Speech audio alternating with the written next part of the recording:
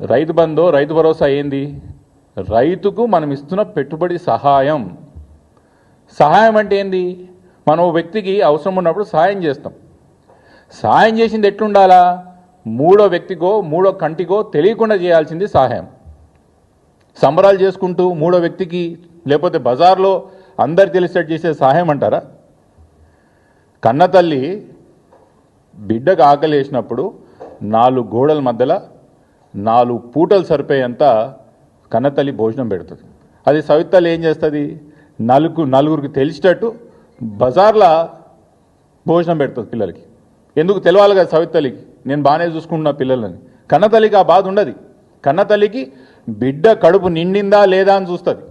సవిత తల్లి నలుగురు చూస్తుందా లేదా అని చూసి పెడుతుంది. ఈరోజు కేసీఆర్ గారికి రేవంత్ రెడ్డి గారికి తేడా కన్నతల్లి సవిత తల్లి లాగానే ఉన్నది.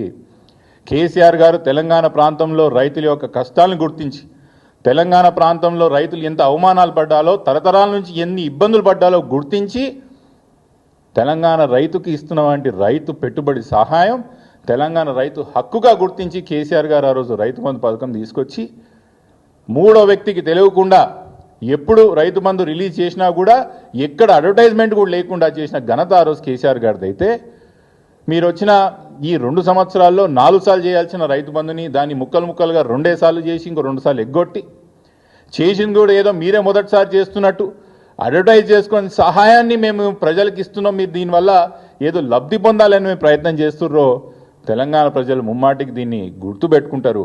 మీరు ఏదైతే కోరిక ఉన్నదో మీకు